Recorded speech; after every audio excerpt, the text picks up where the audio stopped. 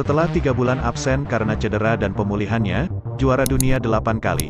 6 diantaranya kelas MotoGP, 2013, 2014, 2016, 2017, 2018, 2019, Marc Marquez akhirnya kembali ke lintasan pada GP Jepang, akhir pekan lalu. Torehan Marquez pada putaran ke-16 kejuaraan dunia MotoGP 2022 itu tidak buruk, bahkan bisa dibilang impresif untuk ukuran pembalap yang baru pulih dari cedera. Pembalap tim Repsol Honda tersebut berhasil merebut pole position dan finish di posisi keempat pada lomba di sirkuit Mobility Resort Motegi tersebut. Melihat raihan di GP Jepang, The Baby Alien bertekad untuk mengulangi hasil bagus seperti itu saat turun di GP Thailand di Chang International Circuit, Buriram, akhir pekan ini, 30/9 tanggal 2 Oktober tahun 2022. Bahkan, Marquez ingin mendulang hasil lebih bagus di Buriram nanti. Maklum, ia ingin kembali mampu bersaing di barisan depan seperti yang kerap dilakukannya sebelum cedera lengan tangan kanan. Target untuk GP Thailand adalah kembali memaksimalkan performa di sepanjang akhir pekan seperti yang sudah kami lakukan di Jepang, ucap Marquez, yang juga juara dunia kelas 125 cm3, kini Moto3, 2010 dan Moto2 2012. Tentu, saya ingin bersaing di depan lagi seperti di Jepang. Namun, saya rasa tidak realistis berharap seperti itu bukan tujuan kami. Di sini kami ingin membangun kembali kekuatan. Saya memiliki kenangan bagus di Buriram pada 2018 dan 2019.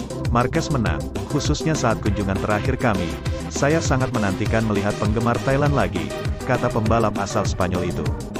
Rekan setim Marc Marquez, Pol Espargaro, juga bersiap untuk duel di Thailand. Menurut adik pembalap Aprilia Racing Alex Espargaro itu, di Jepang lalu, dirinya menemukan kecepatan yang mirip dengan awal musim. Kini, kami akan mencoba mengulangi dan meningkatkannya lagi di Thailand. Pada balapan sebelumnya di Buriram, saya memang kurang beruntung, tetapi kini saya datang dengan motor yang berbeda. Jadi, lihat saja apa yang bisa kami rebut kali ini, ucap Pol Espargaro. Sementara itu akhir pekan lalu di Motegi, Pol Espargaro finish ke-12, 17 detik di belakang pemenang, Jack Miller, Ducati, dan 10 detik dari rekan setimnya, Marc Marquez, yang menempati P4 setelah start dari pole position.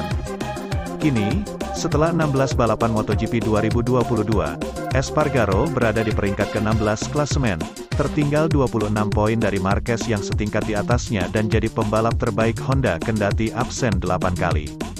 Paradoksnya, hasil terbaik Honda musim ini dipersembahkan Espargaro ketika mengklaim podium ketiga dalam putaran pembuka Grand Prix Qatar, Maret lalu.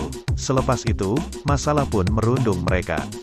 Para pembalap Honda terhambat oleh kurangnya traksi dari bagian belakang RC213V dan kesulitan saat menikung. Sejak podium pertama dan satu-satunya tahun ini, Polixio mengalami penurunan drastis.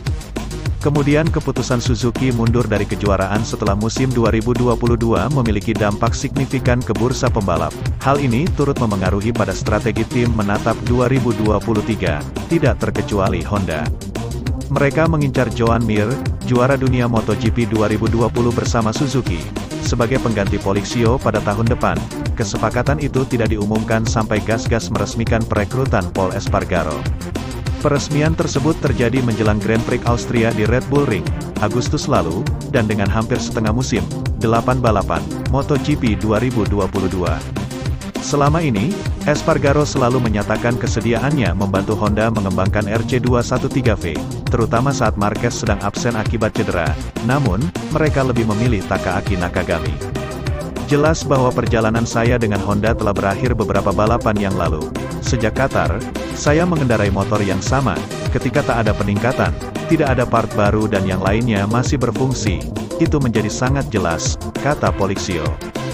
Jika Anda memiliki masalah, dan bahkan dengan itu mereka tidak membawakan Anda hal-hal baru dan Anda melanjutkan dengan motor yang sama, maka semuanya jelas. Sejak masalah kurangnya grip yang kami alami di Qatar, saya belum menerima sesuatu yang baru, tambah pembalap 31 tahun.